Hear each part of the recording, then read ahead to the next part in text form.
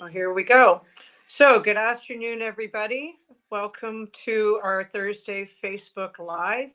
I am Laura Hunter from Drop the Leash Dog Training. I'm here with Celeste Gagnon, who teaches lessons with me as well at Drop the Leash. And today we are talking about common or uncommon myths and misconceptions around dog behavior and training.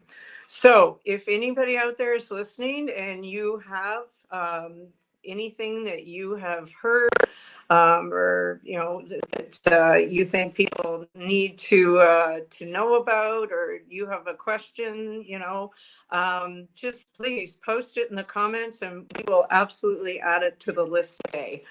So lots of what's the word? Lots of beliefs and statements, certainly in dog world, that we see floating around and we hear very commonly. And, I think what happens is that, somebody makes a statement and you pick it up, and the next thing you know, it's everywhere. And then it becomes true for some reason. So most of what we give you today, we've pulled a bunch that we hear on a common basis, and we both are on some bulletin boards online. So we've pulled some from the bulletin boards, but a lot of this we hear in class, commonly, new clients and whatnot. So, we will try and give you scientific answers to all of this, because we are a science-based program. So we're just going to go ahead and go through. So Celeste is going to read out the statement or the question, and all of you guys at home could think about whether it might be true or false, and see if your answer matches up with mine. Give yourself a little quiz to see how good your dog knowledge is. Okay, so I think the first section we were talking about has to do with dog-human interactions. And so, Celeste, what's our first question? Do you want me to read the first three? Because they'll have the same answer for you. Okay, sure. Yeah? Okay, sure. So the first three: if you let the dog sleep on the bed with you, they will become an alpha. You should always go through the door before your dog, and you should eat before your dog. Well, I prefer to be before my dogs because I'm usually hungry. Anyway, okay, so this is all about the whole theory of dominance. And, it's still floating around out there. I hear people talking about it all the time. The guy that did originate that whole dominance theory has a very detailed and extensive apology for it on YouTube. He has a video out for that. And they have just proven that whole concept of dominance in animals. I have a little story that would help explain dominance in animals. So I'm out in the field, and I've got Annie and Rosie out there, and I'm walking with them. I often throw pieces of food for them. We play orientation game, and both of them, if I throw one on the ground and it's not specifically directed at one of them, or I haven't said anything, they both jump for it. And 100% of the time, Rosie lets Annie have it. Annie is quite invested and willing to put it out there for anything she considers a priority resource. So Annie's on it. And she goes, "That's fine. I don't care. She can do it." And she comes over to me to give her another cookie. But after the walk, we're in the house, and Rosie's up on the couch because she's got a couple of pillows and a nice blanket there. If Annie looks at Rosie as if to say, "I'm sorry, I would really like to be on that spot in your couch," then I've got a different dog. There is no way any dog on the planet is ever going to get to Rosie's bed, because Rosie having a comfy bed is a priority for Rosie. So that is how dominance works. People make the mistake of thinking our dogs have a dominant personality. There's no such thing in animal world. There might be in humans, but there's no such thing in animal world as a dominant personality. But they will they are willing, as I said, to put it out there for access to what they consider a priority resource. So they're willing to go toe to toe for anything that is important to them.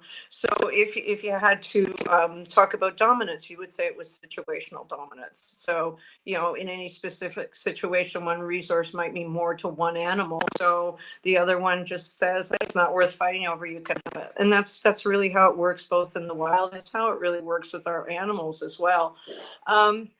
You know, there's a really great dog behaviorist out there, Clive Wynne. And I remember watching his video, and he was addressing the whole concept of dominance. He said, you know, we tell them where they can walk, we put them on leashes, we tell them when they go out, when they come in, where they walk, when they eat. We even tell them when they're supposed to pee and poo. So where in any of that do our dogs even get us to think about being dominant over us? We pretty much control their entire lives. But there's still a lot of misinformation out there about that. You know, I saw some examples of things I found on the internet, things that you should do to show your dog who is boss. And a big one is always take your dog's food while they're eating. And you should put your hand in your dog's food bowl while they're eating. And I have a client who was in a puppy program recently, who somebody actually told her that not only should she put her hand in the dog's food bowl while the dog was eating, she should actually put her face in there too. And so it is a good idea to teach our dogs not to resource guard their stuff. And that if necessary, we do have to take things away from them that aren't always good for them, because they don't always make choices. But we really don't have to be rude or ridiculous about it. What we want to teach our dogs is that when we take stuff away, it predicts good things. So if you're really concerned about your dog guarding the food bowl, the best thing you can start off by doing is, as your dog's eating their dinner, just walk by and throw something really fantastic into their food bowl, like a piece of chicken or, you know, some super special treat of some kind. And eventually you can progress in that to picking the dog's bowl up, putting something really great in it, and giving them back their bowl. Because if they're guarding possessions, whether it's beds or food or objects, dogs did evolve to resource guard. Actually, people these days are doing a lot of resource guarding, probably more than dogs from what I've seen.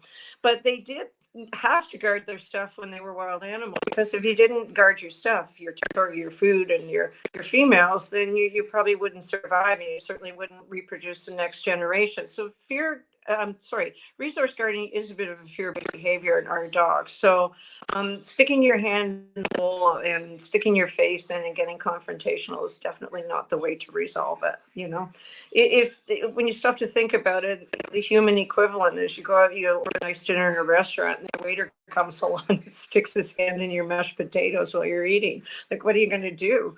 I would stab him with a fork. So I guess I might be a resource guarder. Who knows?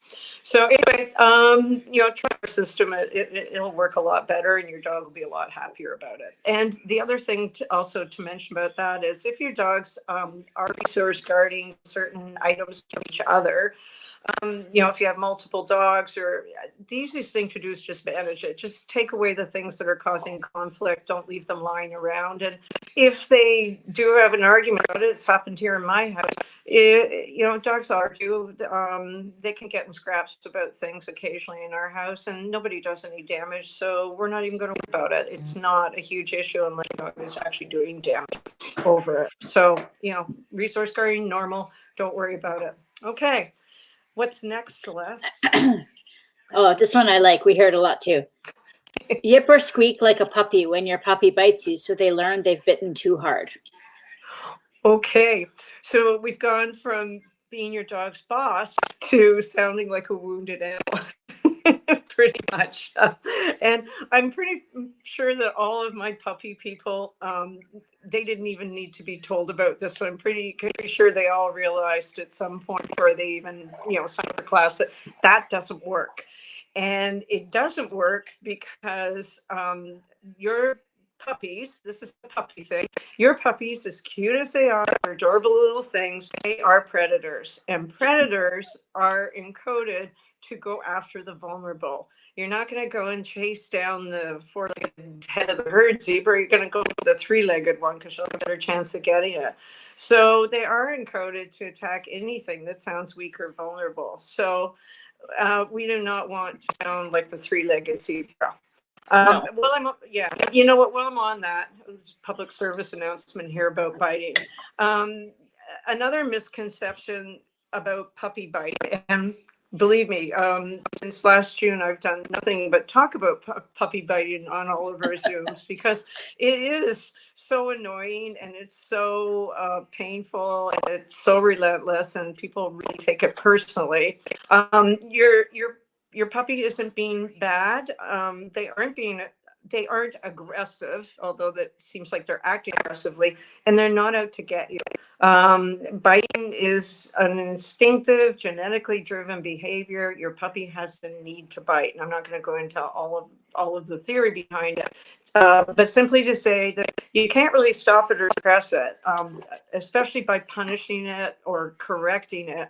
All you can really do with those instinctive bred-in behaviors is teach your dog to do it in a more acceptable context. So that means here's something really great to chew on instead of my arm or my ankle, and a great way to do is in your pen or your crate. So that's the best way to deal with puppy biting. Please try not to take it personally because that is a bit of another misconception out there is my dog's out to get me. They're not. They can't help it. Okay. So, on we go. Never play tug with a puppy. It will encourage them to be aggressive. Yeah, actually, people think that even about playing tug with older dogs at times, and I think it's just because your puppy gets or your dog can get super wound up and sound super aggressive when they're playing tug. I know that Rosie, the pretty puppy that we have here, sounds like Cujo when she's playing tug. She's terrifying. But it is just a game for them. It's just a game. It's not going to encourage your puppy to start attacking you or anything else. It is a fun game. Even those protection dogs that you see that are doing Schutzhund and those competitions where they're going after the guys in the bite suits, it's just a game for them. You know, and people think, oh my gosh, those are aggressive dogs. But if you watch those carefully, they play. The guy, the signal to attack. The guy's just a giant tug toy, and then they turn it off afterwards. So it is just a game, and it's a really useful game because I was going to say that.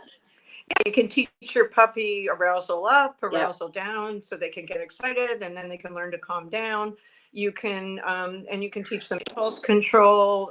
You can teach them verbal cues. So, if you want this, just hold for a second, go on my cue. And so lots of rules and boundaries. If you put rules and boundaries into tug, it's a great game. It's a great training tool. Yeah, the only thing I worry about tug is people shaking the tug too much, which is can do physical damage to your dog's neck. So again, especially puppies. Yeah. So another public service announcement: don't let your puppy tug. Don't you go shaking. Let them grab it and pull on it and just hold it still. But it is a fantastic game, and we actually have a whole set of lessons in our puppy program on how to do it right. So yeah, it's a good one. So next one. Let sleeping dogs lie. Oh, that's an interesting one. So it'd be interesting. We should have done this as a quiz. So it'd be interesting to know whether people are, sort of true or falsing on this one. I say that is totally true. I know people have said to me, well, my dog has to be able to put up with the children running up to them while they're asleep and waking them up or, bouncing on them or whatever. Absolutely not. Because coming out of a deep sleep and something happening to you, your dog's first instinct might be to react. If they're afraid, they might react. If they're cranky, they might react kind of like humans if you just wake us up all of a sudden. So no, I would leave my dog alone. I don't think I've ever gone over and physically tried to wake any of my dogs up. I usually stand at a distance and call, let's go for a walk, which pretty much wakes every dog in the world up. So no, we don't want to intrude. That's really, for us, that's crossing a boundary into their space and their realm. So no, I wouldn't do that. I don't know. Okay. Don't hug your dog. Oh, okay. So this was a super controversial one a while ago on I think it was on Facebook, or no, there was an article. Somebody wrote an article. I should have looked it up on not hugging your dog. And I'm pretty sure that this one doesn't, this is not necessarily a science-based, I guess. Is there a right or wrong to this one? I don't know. If people are listening, it'd be nice to hear them weigh in. I think situational, according to each dog and according to the situation you're in. And I think a huge parameter in that situation is your dog. And are they sleeping? And are they okay? But definitely, is it your dog? Because I don't approach dogs that I don't even approach them, let alone hug them. And honestly, and this is opinion, with my own dogs, if they want to come up, I know Annie will come up and sit in front of me and lean on me, and I can put my arm around her and hug her and pet her. Rosie definitely in my lap, and Maddie does not want to be hugged. So to me, this is a choice that your dog should make, not the human. I guess that would be my take on that. What do you think, Celeste? Yeah, I would agree. I mean, for sure, if it's not your dog, you don't do it, because you know what your dog likes. I don't know. I find mine like to snuggle more than hug. And again, it's not me initiating that. It's if they come and snuggle with me, then I feel privileged in their company for that moment in time. Yeah, and you know what? You just brought up a really good point here, because you said snuggle rather than hug. Not, okay, I personally have trouble with the word snuggle, but that's just me because I'm more of the fuzziest person in the world. I don't think I've ever snuggled anything in my life. But now that you mention it, I don't really hug my dogs. If they want to come up and sit beside me, I'll just put my arm around them. I'll just give them a rub. And you know, the danger here is that we do know, and this is fact, that dogs have to be restrained, which is scary for animals. Yeah. So, you know, if you're going to come up and grab a dog and give it a big hug and restrain it, I could see that being a fear-inducing moment for your dog. So, and you know, dogs that are fearful and dogs that can't get away can react. So I'm not sure. It has to be the dog's choice, and I'm sure there are a whole ton of people out there that'll be happy. Maybe they'll put in the comments that their dog is really happy to be hugged. But you know, we all have herding dogs. I'm not sure they're into hugging as much as they are being petted. You know, I don't know. My thought. Anyway, so if they solicit it, yes. If they're okay with it, yes. If not, always the dog's choice. There, I summed up hugging. Yeah, okay. and Susan, our vet, says that the person needs to read the body language of the dog, which is absolutely true. Oh, thank you, Susan. Absolutely. Yeah. There was, how many times have we cringed when we've seen stuff on Facebook where you see, especially kids, hugging a big, huge dog, and you can see the dog's head subverted and they're leaning away from the person, and you see the whites of their eyes and their ears are down and their mouths closed, all that body language. Pretty scary stuff. But you're right. And then all the captions underneath are pretty much saying, oh, this is wonderful. They have such a great bond and it's good growing up together. I'm sitting there thinking, Jesus, I just hope they get to grow up together, because horrible things can come out of those situations. So absolutely. Body language is and you know, thinking about it too, is if you're hugging a dog, you can't see the facial expressions in the body language. No. But if you just let them, like, again, snuggle into you. Yeah, you can see what they're thinking. Yeah, and that's them approaching you and them leaving when they want to. Yeah, absolutely. Yeah, always the dog's choice. Always. Yeah. So there you go. Okay, we're just like whipping through here. I know, it's okay. We got a bunch of them. What have we got? We're into misinterpretations of behaviors now in dogs. Which totally ties into reading body language. It does, actually. So dogs really do feel guilty. Oh, okay. So I guess we hear that a lot, eh? Only or on they Facebook. Did something bad and they have that guilty look. Yeah, only on Facebook. Again, you see tons and tons of that, and people actually set it up, which I'm sure everybody's well-meaning, but it's not a good thing. It's not a good thing to do, and all of those behaviors that people see as guilt are fear or appeasement behavior. Like the lip licking, and they're making themselves smaller, and they're shrinking, and they're ducking their heads, and they're looking away, and you can see the whites of their eyes, and their ears are down and back. Everybody sees that as guilt, but it's dogs don't feel guilt. Dogs are. I'm sorry, they have no morality. They have no ethics. I remember Brett and I going one day in the car, and we'd left Annie, because Annie doesn't go in a crate at her age. She was loose in the house, and we were a good way down the road, and I said, "Did you lock the kitchen?" And he said, "No, I didn't lock the kitchen," because our kitchen's gated, and we're usually pretty good, but neither of us remembered it. And I said, "What's in there?" And he said, "Well, there's 12 pounds of chicken legs on the stove." And he said, "Should we go back?" I said, "No, it's too late." And sure enough, we came home later that day, and there was a perfectly clean casserole dish, not a lick in it, in the middle of the kitchen floor, and Annie's just lying beside it on Maddie's bed sleeping. And she just looked at us when we came in and said, "God, I'm so glad you guys are back." But there was no guilt. It was like, it's there. Why wouldn't I take it? No, they're opportunists. Oh, yeah, you're right. They're opportunistic scavengers is what they did for so many thousands of years just to stay alive. So there's not a whole lot of difference between finding stuff to eat on the forest floor or finding it on my stove in the kitchen. They don't understand right from wrong, but the only thing they do understand is safe and dangerous. And for dogs, it's safe when there's no one around to give them grief, so why not? But it is dangerous if you are there and you're yelling at them.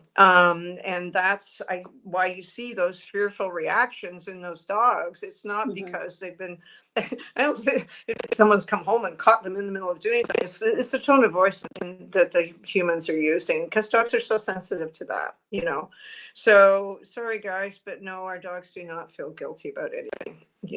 I don't think so. We shouldn't presume, because we're finding out that more and more that dogs do have, more complex emotions than we do. But at this point, I'm presuming that guilt isn't in the mix. I know. I would agree with that. Yeah. I think dogs can be very empathic and very feeling, but I don't think guilt is one of them. Yeah. I know my dogs are very sensitive to me being sort of not even upset with them, but just in general. If I'm upset without, if I'm walking around the back field and I think about somebody or something that's upset me, it's very interesting, because I'll look around and Annie's not there. She's sitting like 25 feet back. And I don't think my body language has changed at all, but she's picking that up, and she doesn't want to walk with me. So if she's that sensitive about that, you wonder how all those dogs feel when people are berating them for having done something they're not even connecting it because they did 2 hours ago, Yeah. So I think it's just a fearful or anxiety-ridden response, and nothing about guilt.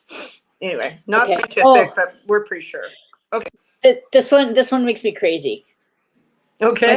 My dog is stubborn. Oh yeah. Yeah. Again, I hear this too often. Yeah. And again, can we say that for 100% sure that dogs aren't stubborn? Yeah, I feel okay saying that, because I've seen a lot of confusion, because in the situations where people tell me they are stubborn, usually when they describe it to me, or if I'm there and I'm watching it, I see dogs that are confused. I see dogs that are unmotivated. And I see dogs that are often fearful. But again, people confuse fear with the dog being stubborn or lazy. Lazy and stubborn seem to go together a lot. Yes, that's true. Yeah. And, you know, there's a lot of people out there right now, not necessarily my people who are coming to me, but I'm pretty sure there's a lot of puppy owners out there right now who think that their puppies are either being lazy or stubborn because they don't want to go for a walk. And we've had a number of conversations about this in certainly in our puppy programs and our Zooms, and that when people tell me they have to drag their dog down the street, but then as soon as they're for home, the dog is running towards home. To me, that's very clearly the fact that the dog feels safe in the house. The house is a familiar safe place. The world is overwhelming. And especially these days, because I think a lot of puppies are spending more time in the house. I think a lot of dogs in general are spending more time in the house and not getting out to see as many new experiences in the world. So I think that is a huge reason for dogs looking like they don't want to go for walks these days, you know. And I also know that in the training context, people often say their dogs are stubborn, that they don't want, there's three actually. They're stubborn, they're lazy, and they just only want to listen to me when they feel like it. Those are the big, kind of like a triad there. So, you know, often dogs don't offer the behaviors that we're asking them for when we're training them. But, you know, our favorite sentence is, you know, I actually used it the other day, is that your dog can only work with the information you are giving them. And they can only work if you're giving them the information so that they understand it. So I think a lot of dogs don't know what we want. I think people assume that they have a lot more command of English language than they do. You know, it's hard to remember that what comes out of our mouth isn't a meaningful word to a dog. It's just a noise that they hopefully learn to associate with a responding behavior. Or they haven't been reinforced enough for that behavior. They haven't practiced enough with reinforcement, or you know, there's just not motivated to do it for some reason or other, because there's distractions in the environment and they can't focus. And we know from agility, how many times do we see this in agility? I think did it happen on Sunday in one of the classes where it might not have been one of the ones you were there for, but the dog was kind of doodling around on the agility course, and the owner couldn't get their attention. And then somebody came out and handed them a different kind of food, and the dog was like right there. They had a totally focused dog. So, you know, stubborn can be unmotivated. It can be confused. It can be just not processed. Usually it's us. It's not that the dogs are being stubborn. It's that we haven't even stopped to work through the situation so they can be successful. That's my answer to that. Yeah. You know, so yeah. So this next one kind of goes in with that. My dog will only do it when I have food. Absolutely, because they're so materialistic. And yeah, they're not as materialistic as we are, because I was thinking about this morning. Is that, you know, dogs have their primary resource or reinforcement is food, because food kept them alive. You know, they had to work all day and find food. Their whole life was about finding food to stay alive. It's something that keeps them alive.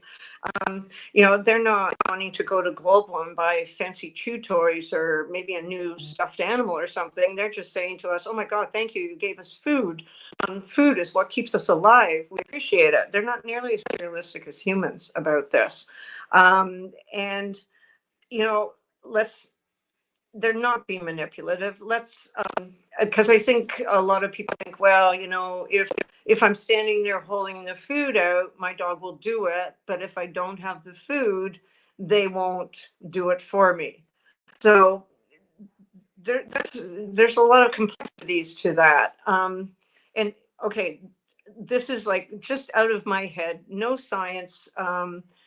So I often think that if you are standing there and you have food in your hand every time you ask your dog to do something, dogs are very detail specific about situations. So is your dog thinking, Laura's making that weird noise, which means I should park my rear end on the ground when she is standing in front of me and when she has her hand there and there is food in her hand. That's when I should sit. So I often wonder if people are standing in front of dogs asking them to do things and they have the food in their hand, if that food becomes part of the cue for the behavior. It's just a thought. I don't know. It might seem, I don't know. Does that seem right to you? I don't know. Yeah, I think that makes sense. I mean, think of even just the way you're dressed as an environmental cue. Like when I put my treat pouch on, or when I put chicken in the oven in the middle of the afternoon, she knows agility time. Right? Yes. So food, food would become part of, for sure. Yeah, exactly. And even if that's like, even if that's hogwash, the training mechanics come into play here because I lost my train of thought there. Because what your dog has to learn is that, okay, from a science-based perspective, your dog wants to be reinforced for the behavior because behavior is expensive. We should pay for it. Most of what we're asking them to do has no intrinsic value for them whatsoever. So what we need to do is convince the dog that if you give them, if they give you behavior, you're going to give them something back. That's science. That's the whole world works on that concept. But they have to get to the point where they can trust that that will happen when the food is not there. So if you're luring a dog, and that's an easy way to teach a dog to sit. So you have food in your hand and you use the food to lure the dog nose up so their rear end goes down. And you reinforce them from that hand and you do it over and over again. Once they get better at it, what you do next is you lure them with food in your hand, but you feed them from the other hand. So what you're teaching the dog is, I may not have food in the hand and eventually I won't, but if you give me the behavior, the contract is I will give you the reinforcement for it. So, if dogs have always, if you've always put your dog with food in your hand and then all of a sudden you decide I don't want you to do it just because I have food in my hand and you don't have the food, dogs have to learn to trust that the reinforcement is forthcoming. I'm sorry, that's a little convoluted, but did that make sense?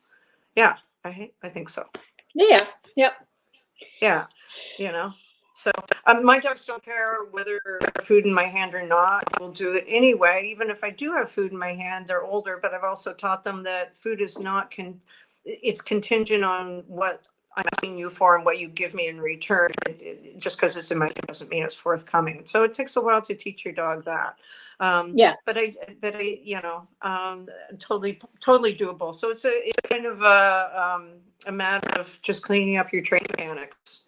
Don't have food to either distract your dog or just don't have food in your hand. Have it behind your back or in your treat pouch or in your pocket. And I think that would clean up a lot of that issue.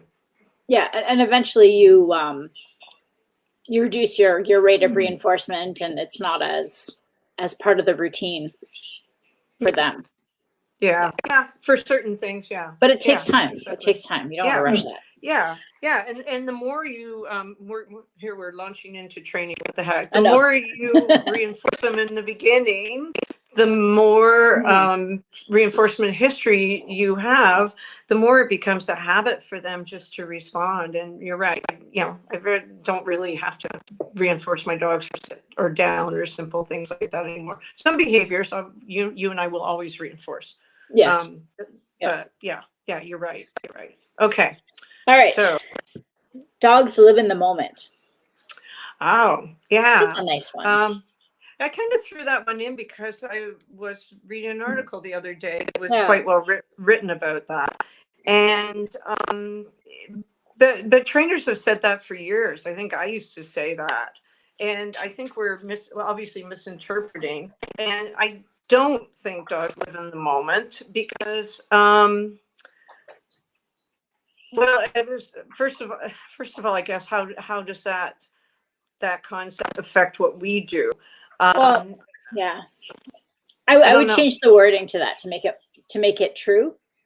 I would say that dogs are more mindful of the moment. Yes, and I have another thought on that too. I guess people think that I'm sorry, I'm putting on this one. I think that your dog might, in that moment, if your dog doesn't respond appropriately to something that you ask them to do, we all know that even something that happened the day before can throw your dog off in training the next day. So obviously your dog isn't living in the moment. There's something that they remember from the day before, which is affecting them in the moment. Or if you had a really awful training session, the time before, and maybe you lost your patience and yelled at your dog, that might affect how the next training session goes. Your dog might be more hesitant. So obviously dogs remember stuff in their past. Definitely fear. We all know that fear is really easily remembered. Fear is remembered more easily than anything else. And that's a survival technique, because if you forget you were afraid of something and you walk up to it, you might have a bad experience. So definitely they remember that. But I think in this article, it also talked about dogs' abilities to plan ahead. That there are situations we do think ahead. And I had to laugh this morning because there's the horses are out in an outback field, and there's a pile of horses out there from about 3 days ago. And I know, without any exaggeration, that Annie starts thinking about that pot, because Annie thinks horse is like the ultimate, it's like caviar. That she starts thinking about that as soon as we hit the gate, the opening at the top of the hill down to the agility field. She's already thinking of that horse poop 2 fields over, because she just motors ahead and keeps looking back. And she finally almost gets to it in the field, and then I have to say, leave it, and she comes back. But I know that she is planning to get that horse poop. So, it might be very much in the moment, but that dog is planning ahead, and she remembered it from 3 days ago. So I don't think Annie lives in the moment. So it's interesting. You have a reinterpretation of that. I did as well, in that I think that they are just incredibly willing to forgive us and move on. So and they're willing to please, and so people. I often wonder if people just misinterpret. Oh, they forgot what happened yesterday. I think they've decided to forgive us and move on and start a new day. Maybe they're just total optimists instead. But I don't think they forget, and I don't think they forget anything in the past. And I don't think that I think they do have the ability to plan stuff for the future. So anyway, like I said, not science, but maybe people, when we say dogs live in the moment, maybe that's just we think that we're the center of their universe and they only live for us. I don't know. Maybe it's our ego that makes us think that way. It's possible. Anyway, yes. Okay, I'll stop talking now. Let's go on. All right. We are moving on to expectations we put on dogs and dog social interactions. So the first one is dogs should be friendly with all other dogs and all people. No.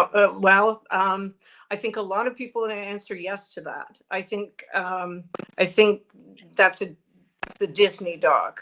Or the dogs that you meet in movies, like Lassie or Disney or one of those, and they do us those movies and those animated things don't always help those of us who work in dog world, but we aren't completely social with all other beings on the planet. There, in fact, pretty antisocial. I think that dogs are the same. I think that there is a whole, well, it's talk to death in dog world, so it's not that I think it. All dogs think that and know that there are all different levels of sociability, and I think that they all fall along a spectrum. There's anything from the social butterfly, and we know social butterflies. We've seen them in a program. I have a social butterfly downstairs. Right up to what they now call the solo dogs. I love that term. I think we used it in one of our other Facebooks. Yeah, I like that. Which is much better than saying dogs who are aggressive to other dogs, because that's just a behavior. But I do think that it is a good description of both your dog Penny and my dog Maddie. Is they would just prefer to, well, other than Penny has Gimli, but definitely Penny would prefer to be the only dog in her universe, and there's nothing wrong with that. Yeah, and I think there's a definite reason why people want dogs to be social butterflies. I think that's connected to another question, another one of these statements that we're looking at. Maybe it's even the next one. If my dog growls or snarls, it means they're aggressive. So it would tie with that. Yeah, and everybody thinks that. Even down in on the field in puppy play group on Sunday morning, people are just sometimes horrified that they're, because we've got like 4-pound dogs, and people are like totally mortified that their dogs are growling and snarling, but they're just playing, those dogs. I think that we're afraid because dogs have teeth, and we're afraid that they're going to use them and do damage. And because we are so afraid of that, we forget that all behavior is communication. And, most of the time, if your dogs are growling or snarling, growling or snarling, probably the two biggest ones, is that they're trying to tell you they're just uncomfortable in the situation, or they're uncomfortable with something you're doing to them or with them. And so what we always say here is, and again, dog training will tell you this, is you don't correct it, you don't punish it, you respect it. So, if I was you and if we were doing something with our dogs and they growl at us, this happened here, I immediately stop whatever I'm doing and I back up and give them space until I can figure out what I just did to upset my dog. So it doesn't mean aggression. It often just means your dog's upset, frustrated, or scared. Yeah, it's just communication. It is. It is. Yeah. So only aggressive dogs fight. Oh yeah. People tell me, the first time their dog gets into a scrap with another dog and they come to describe it and they said, oh my God, if I'd broken it up, they would have killed each other. It's arguing. Dogs argue. This is from Gene Donaldson taught me this, is that dogs argue. And they get in scraps and they get snarky with each other. And again, because they're dogs and they can't, throw insults at each other, they do get into arguments and they do get into scraps. I don't think your dog has ever gotten into a scrap. Have the two of them? No. Well, I live in the world of female Aussies.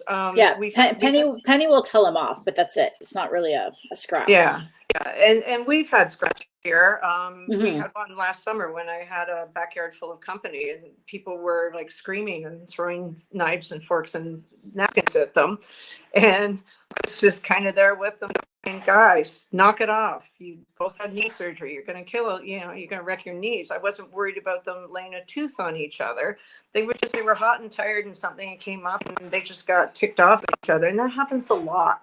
It's called ritualized aggression because dogs don't really want to hurt each other. They don't want to hurt people. When they lived in the wild, if they got into injurious fights, there are no vets out there, chances are you would die. So it is a bit of a self-preservation thing, you can sound horrible and scare the other guy away. Let's not start using our teeth in bad ways.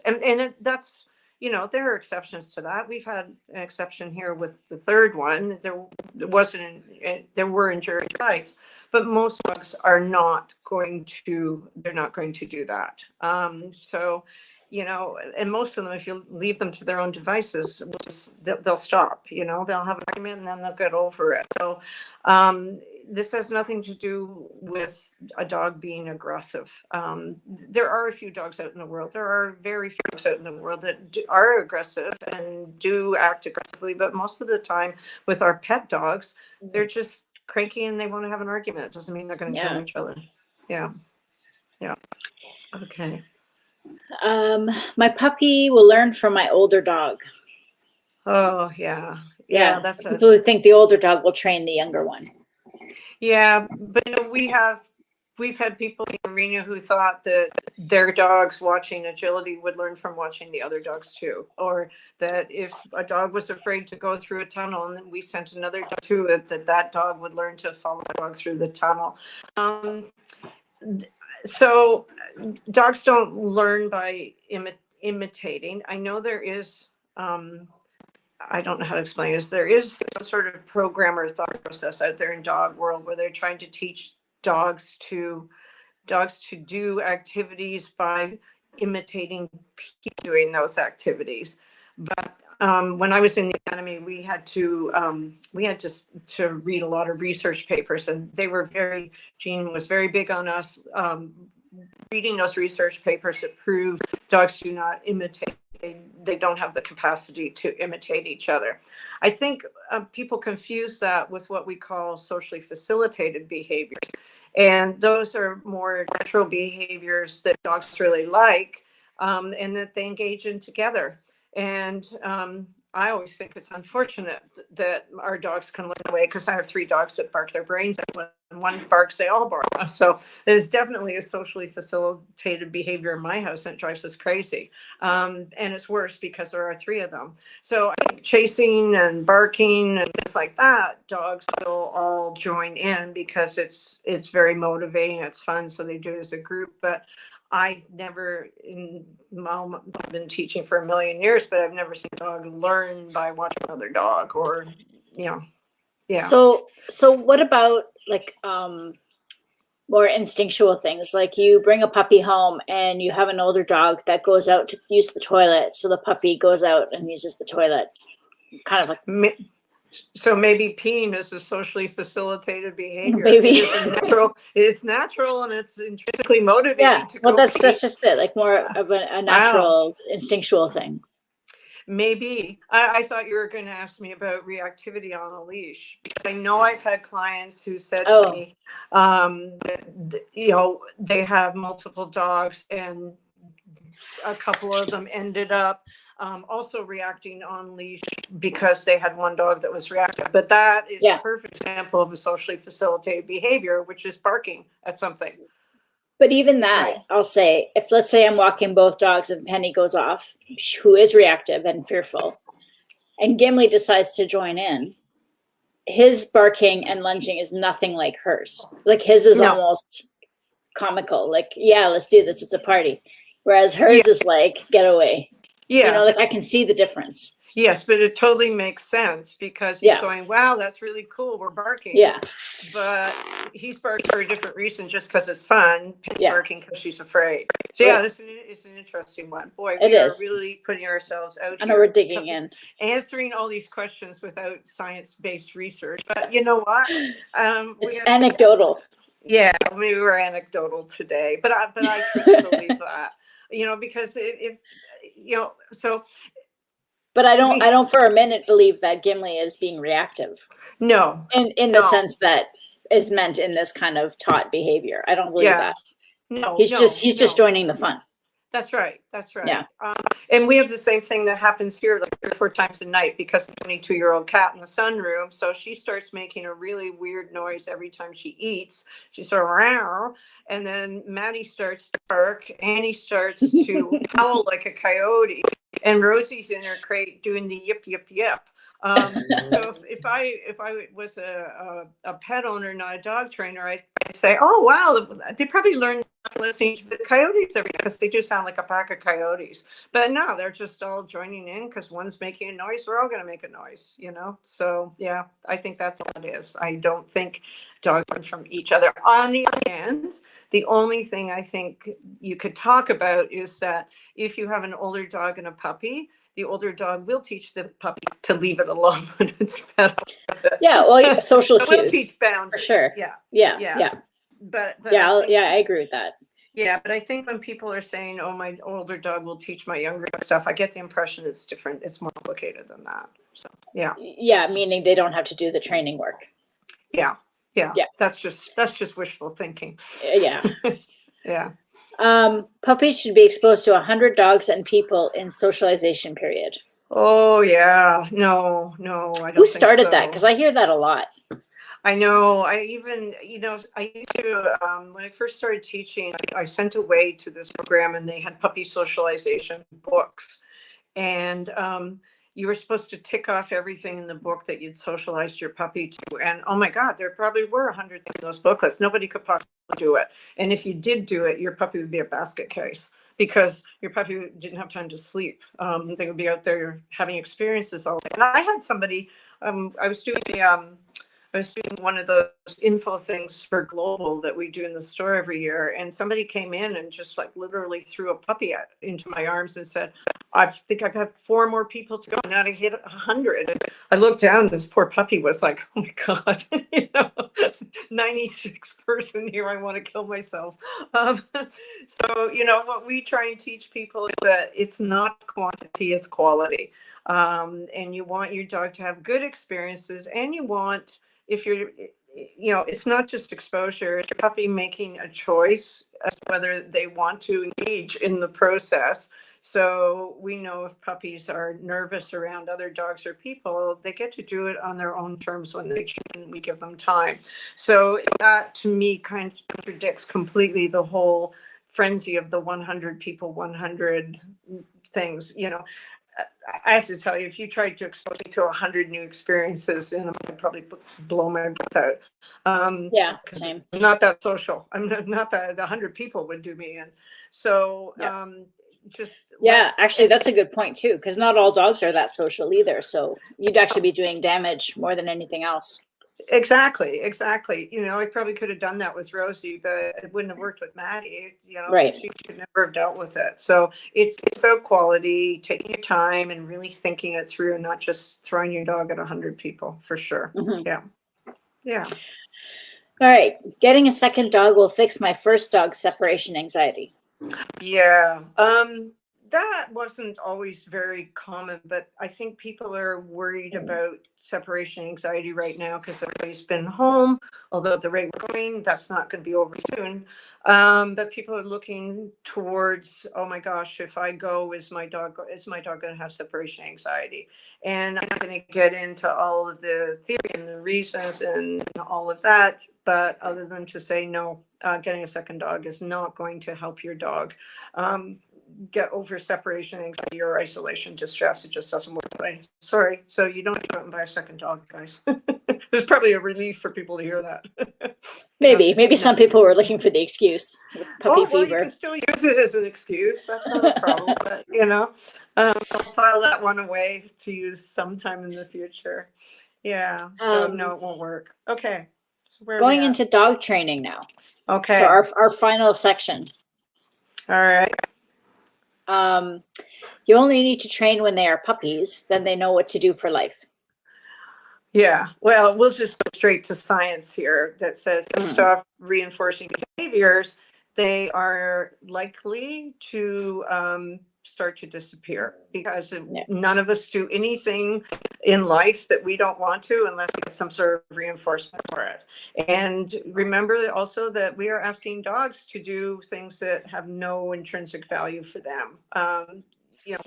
Value for them is digging, barking, howling, catching critters, and stay down, relax on a mat, don't bug me. None of those are, come back from squirrel. None of those are reinforcing behaviors. So you and I talked earlier about some behaviors that are very inexpensive, like sit or down.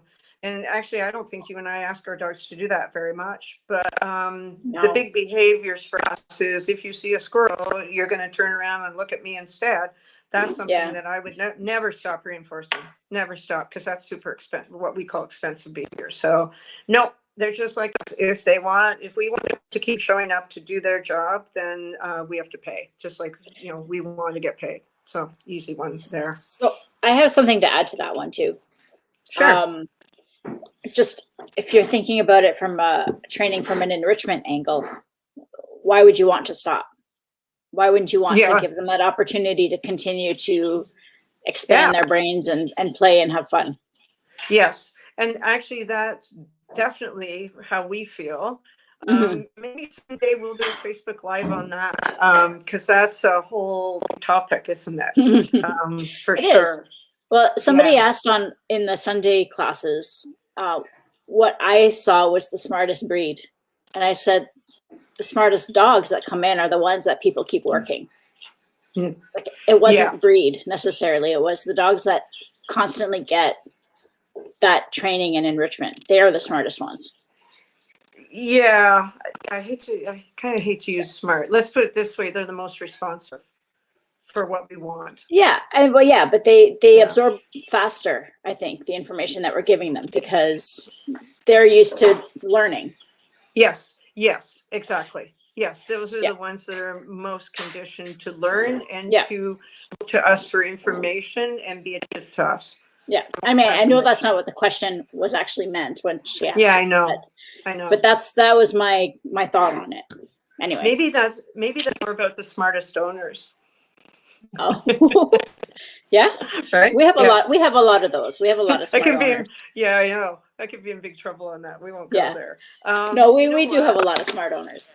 Yeah, we do. Actually, our owners are great. They're super. Okay, let's skip the next question, which is because the other question, the next question is more important. So yes. Again, you can relate to this because and that is, and people ask us all the time. People phone me and say, "Do you have experience with?"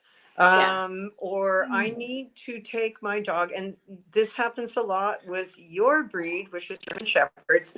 I need to take my dog to somebody who understands German Shepherds. Yeah. And I have had a number of German Shepherd puppies through the program, and I've had a few of the owners who've gotten a lot of pressure from other people, not my people, not any of my students, that because they have German Shepherds, they should be doing a more specific kind of training with a more specific kind of trainer. Yes. And, you know, what I'm going to say to that is... Okay, well, Laura, let me read the question first. Oh, so people know what where you're going. Sorry. It's okay. You're just jumping ahead because it is a good one. Sorry. Yeah. Some dog breeds need a heavy hand. Yeah. And I'm not going, I don't want to go down a whole rabbit hole here about what kind of training and whatnot, other than to say that, yes, we do need to take into account what our dogs were bred for, because breed traits and the behaviors that we have deliberately bred into dogs often do influence training. Again, you and I own 5 herding dogs, so we definitely know this. But every dog, like herding dogs like to herd, and dogs that have been for years for protection work, if they're coming from protection lines, they do need to be socialized, probably more. We know the hounds are a little bit more independent. When you unclip the leash, they're bred to run and chase down rabbits and whatever else. So those are important points to know, but that shouldn't influence how we hugely how we train our dogs. We train our dogs according to science. You train them according to positive reinforcement. All dogs are sensitive, and you can take into account those, if you're having trouble, in some kind of training, you look at it, is this breed type behavior, and then you take it into account. But dogs are dogs, and people don't have to be heavy-handed with bigger dogs. They're just as sensitive as small dogs, and they can be trained through positive reinforcement as well. They don't need to have, aversive methods. They don't need to have aversive treatment used for them. Positive reinforcement works for every organism on the planet, really. Yeah. And it is a good way to train. It's certainly our choice, and it's the choice of everybody that comes to our program. So I do not in any way believe that breeds need a heavy hand, any breeds, you know. And I might be wrong. Maybe there are breeds out there that, but those are not pet dogs. Maybe there are dogs out there, because there's those big Russian bear dogs. Somebody here owns one. That's a dog that wasn't bred to be a pet and connected to it in a human family. So we're talking about our pet dogs at this point, you know. Yeah, but even then, I would take the word, that the idea of the heavy hand versus you just physically being strong enough to hold on to that leash is two different things. Yes, exactly. You know, exactly. As Sandy says, one of our agility clients, she said cookies can always replace leashes. You know, dogs, any organism on the planet will respond to positive reinforcement, so that's fine. You know, that's fine. So we are at 1 hour. I don't know if we can go a few minutes over. Were there any questions, Celeste? There was one. Hang on, I'm scrolling up. Anything we could do quickly? Oh, putting a puppy or dog in a crate is cruel, from Dale. I don't think Dale believes this. I think he's just throwing it out there. Well, you know what's interesting is over in Europe, crates are illegal in a lot of countries. They're illegal? Yeah.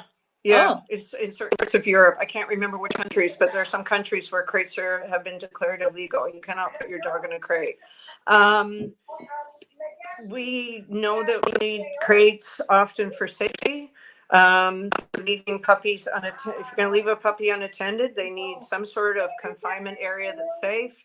If your dog goes to the vet, they're going to have to learn to be in a crate at the vet. So we don't want them being stressed by having it as a new experience. In my house, we have gates and crates because we have dogs that need to live separately. So I also know that if you condition your dog and teach them to be in a crate and teach them that it predicts great stuff, that you can have dogs that love their crates. My dogs are all really happy in their crates. I them sleep in their crates at night because of social issues. I don't believe crates are cruel for dogs.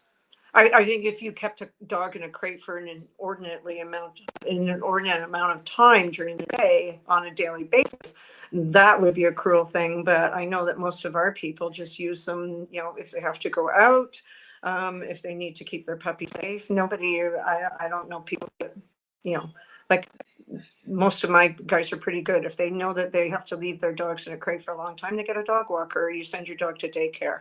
So I don't think crates are cruel. I don't believe in the whole thing that they got going in Europe where it's illegal to put your dog in a crate. You know, it'd be interesting to know if they include X-pens and other confinement areas and that, you know. Yeah, I'd be curious to know where that one came about. Like if it was being abused, that's why. Yeah. So no, I don't think that. I think if you use them properly, they're not cruel at all, you know. So, all right. So I think we're over time and we have to go. So I hope everybody enjoyed it. And not sure what we're talking about next week, but we will be back next Thursday at the same time. So thanks, Celeste, for helping me out today. And thank you, everybody who joined us. And, thanks for participating, everybody. There's lots of comments today. Oh, okay. And everybody have a wonderful Easter weekend. And most importantly, stay safe. And we'll see you next week. Take care.